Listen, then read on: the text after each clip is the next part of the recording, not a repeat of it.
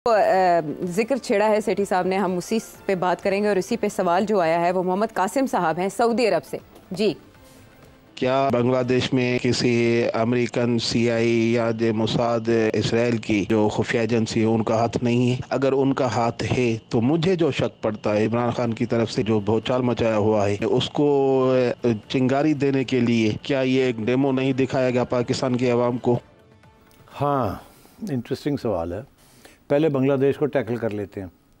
देखिए, मैंने अपने पिछले प्रोग्राम में कहा था कि डोनाल्ड लू जो असिस्टेंट सेक्रेटरी ऑफ स्टेट हैं, जिनके बारे में खान साहब ने बहुत सी बातें की हैं कि उन्होंने रेजीम चेंज कराई है यहाँ, और अभी भी खान साहब उस बात पे डटे हुए हैं कि अमेरिका का हाथ था उनकी रिमूवल में, कि उन्होंने इस्टेब्लिशमेंट ख़ुसूसन जनरल बाजवा को के ऊपर प्रेशर था कि इसको ना आने दें, इसको तब्दील करें। अब क्या वो साजिश थी या कोई डायरेक्ट ऑर्डर था, ऐसी तो बात नहीं थी, मगर एक इंडिकेशन थी। This is Khan sahab's position. अच्छा, अब सूरत हाल ये है कि बांग्लादेश के अंदर भी लोगों ने ये बात लिखी है, स्पेशली इंडियन कमेंटेटर्स, वो ये कह रहे हैं कि अमेरिका का हाथ है इसमें। वो कैसे है ये नहीं कह रहे कैसे है, और ये भी नहीं कह रहे क्यों है, मगर क्या ये ज़रूर रहे हैं कि डोनाल्ड लू जो है वो आया था, उसने मुलाकातें की थी इधर उधर, और उसके बाद उसका एक रोल भी रहा है अमेरिकन स्टेट डिपार्टमेंट में, रेजीम चेंज जहाँ जहाँ रेजीम चेंजेस हुई हैं या रेजीम को चेंज करने की कोशिश की जा रही है। अब वो अमेरिका का इंटरेस्ट क्या हो सकता है, और अगर इंटरेस्ट है तो किस तरीके से रेजीम चेंज कराएंगे। पहली बात तो ये है कि रेजीम चेंज कराने के तो दो तरीके होते हैं थर्ड वर्ल्ड कंट्रीज़ में। एक ही होती है कि क्योंकि रेजीम चेंज आर्मी करती है आमतौर पे कूज के ज़रिए या इनडायरेक्ट प्रेशर डालने के लिए, तो उनके जो अमेरिकन मिलिट्री इस्टेब्लिशमेंट है उनके हर दुनिया की मिलिट्री इस्टेब्लिशमेंट के साथ राब्ते हैं। बांग्लादेश की मिलिट्री इस्टेब्लिशमेंट के साथ भी राब्ते और पाकिस्तानी मिलिट्री इस्टेब्लिशमेंट के बड़े तवील और सीरियस राब्ते रहे हैं और हैं अभी भी। और जब एक मुल्क डिपेंडेंट हो जाए किसी दूसरी इस्टेब्लिशमेंट के ऊपर for weapons supplies and also for aid, तो फिर ज़ाहिर है वो राब्ते जो हैं वो बड़े मजबूत होते हैं और बात सुनी जाती है। मगर क्या बांग्लादेश में क्या सिचुएशन थी? अब बांग्लादेश में आर्मी बड़ी माइनर फैक्टर है, it's not a major factor like in Pakistan. तो और उनके भी कोई ख़ास लंबे चौड़े कोई कू मेकिंग आर्मी नहीं है अभी इस स्टेज पे। तो क्या अमेरिकनों ने आर्मी को उकसाया? नो। स्टूडेंट्स को उकसाया? अच्छा, अब जब ये स्टूडेंट्स की बात आती है तो फिर हमें याद आता है कि पाकिस्तान के अंदर भी इस किस्म का एक मूवमेंट चला था, it was called the PNA movement. उस वक़्त भी जमात इस्लामी और अपोजिशन को जुल्फ़िकार अली भुट्टो के साथ के ख़िलाफ़ काफ़ी एविडेंस है कि अमरीकनों ने पैसा चलाया था और इशारे किए थे कि निकालो इसको, और ज़ियाउल हक साहब चीफ थे, तो यकीनी तौर पे बाद में उनके ऊपर भी प्रेशर होगा कि आप इसको निकालें। और उसकी वजह यही थी कि भुट्टो साहब ने यूनाइटेड नेशंस में भी और हर जगह पे आंखें दिखाई थी तो वेस्टर्न पास को, और उन्होंने दो चीज़ें की थी जिसके साथ वेस्टर्न पास बड़े नाराज़ थे। जैसे खान साहब के साथ नाराज़ थे, उस तरीके के साथ भुट्टो साहब के साथ भी नाराज़ थे। One issue was the nuclear program जो उन्होंने इनिशिएट किया था, जिसके ऊपर सख्त खिलाफ थे वो कि ये क्या कर रहा है, और गुस्सा था। और दूसरा ये था कि जी इन्होंने इस्लामिक समिट की थी कॉल लाहौर शहर में, और इनका कोशिश ये थी कि उस वक़्त दो ब्लॉक्स थे ग्लोब में, एक था एंटी कम्युनिस्ट ब्लॉक, ये उस वक़्त के जो नेटो सेंटो सीटो इस किस्म के बगदाद पैक्ट से, और दूसरा जवाहरलाल नेहरू और यूगोस्लाविया के सदर टीटो और इस किस्म के लोग थे जिन्होंने, और चाइना, जिन्होंने एक थर्ड ब्लॉक बनाने की कोशिश की थी, the neutral block. Bandung conference में के बाद एक कॉन्फ्रेंस हुई थी, उसमें ये फैसला।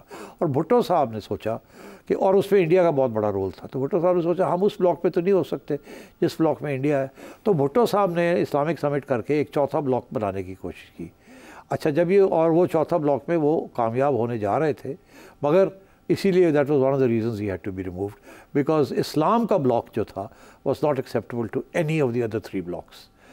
तो इसलिए भुट्टो साहब को जाना पड़ा।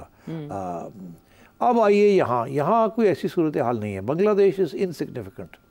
बांग्लादेश में कोई ख़ास अमेरिकन इंटरेस्ट नहीं है, इंडिया के इंटरेस्ट थे और वो इसी दो हद तक के पाकिस्तान के साथ एलाई ना करें, क्योंकि एक वक्त था जब बांग्लादेश की सरजमीन से इंडिया के ख़िलाफ़ कुछ कार्रवाई होती थी खुफिया कार्रवाई हमारी एजेंसियां करती थी।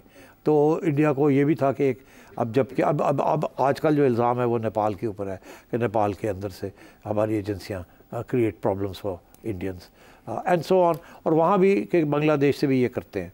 तो इसीलिए हसीना was supported by India because she cut off all relations with Pakistan. Khalda Zia, on the other hand, had good relations with Pakistan, and so therefore India was supporting Hasina Wajid. And the Americans, उनका सिर्फ एक interest था कि हसीना वाजिद जो है वो China के करीब ना जाए, इंडिया के करीब ज़रूर रहे। इनफैक्ट इंडिया के ब्लॉक के अंदर बिल्कुल वेलकम। आखिरी स्टेजेस पे हसीना ने इंडिया से थोड़ा दूर होने की कोशिश की और उन्होंने चाइना के साथ कम्युनिकेशन खोल ली और उनको कोई रेल लाइंस और रोड लाइंस देने का फ़ैसला किया, क्योंकि इंडिया के साथ रिवर्स और पानी के ऊपर प्रॉब्लम्स हल नहीं हो रहे थे। तो उन्होंने सोचा कि थोड़ी बहुत लेवरेजिंग की जाए, जिसकी वजह से इंडिया भी नाराज़ था और अमेरिका भी नाराज़ हो गया, क्योंकि आजकल के ज़माने में इंडिया अमेरिका कोई भी एक्सेप्ट नहीं कर सकता किसी को भी कि वो चाइना के करीब हों, बिकॉज बहुत बड़ा कॉन्ट्रडिक्शन और क्लैश आ रहा है और चल रहा है बिटवीन अमेरिका एंड चाइना।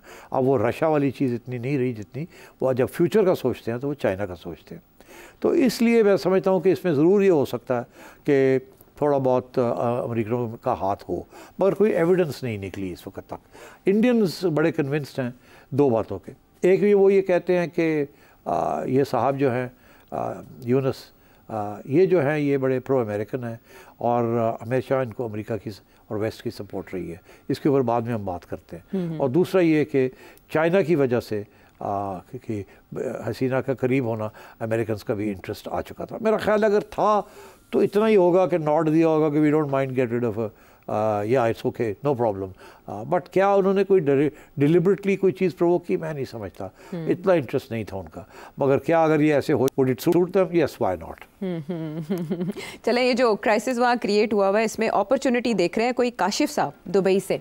जैसे अब ये बांग्लादेश के हम हालात देख रहे हैं और हसीना वाजिद और उनकी फैमिली जिस तरह से डीप रूटेड है इंडिया के साथ, इस तरह से अब अगर जो नई गवर्नमेंट आती है ये अगर पाकिस्तान से कुछ मदद मांगते हैं या पाकिस्तान से कुछ ताल्लुकात बढ़ाते हैं, हम पहले भी मशरकी पाकिस्तान थे तो आज फिर से क्यों नहीं दोबारा से हम इकट्ठे हो सकते? क्या पाकिस्तान भी आगे कदम बढ़ा सकता है या ये आज भी इंडिया से डर के पीछे हट जाएगा और कहेगा कि नहीं नहीं नहीं हम नहीं कुछ भी कर सकते? देखिए, इस वक्त बांग्लादेश की तरफ से बिल्कुल कोई किसी किस्म की पेशकदमी नहीं होगी प्रो पाकिस्तान।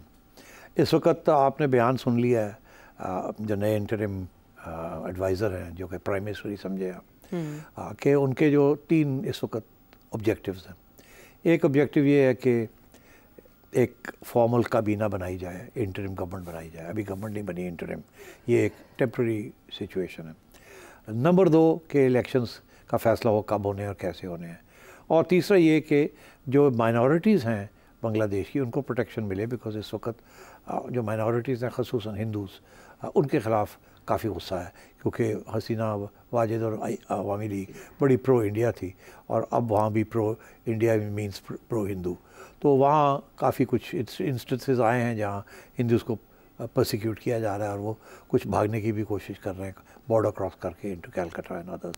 तो सबसे पहले आज जो बयान आया उन्होंने यही कहा है कि अगर ये जो अटैक्स हो रहे हैं माइनॉरिटीज़ के ऊपर, नाम नहीं लिया उन्होंने, मगर उनका जो इशारा है वो हिंदुओं की तरफ है कि ये अगर अटैक्स बंद नहीं होंगे तो मैं रिज़ाइन कर दूँगा। बड़ा सख्त स्टेटमेंट है। और ये बाय द वे ये मैं आपको बता दूँ कि ये जो अटैक्स हो रहे हैं ये कौन कर रहा है। ये अभी तक ये बात आई नहीं है, मगर बात आएगी।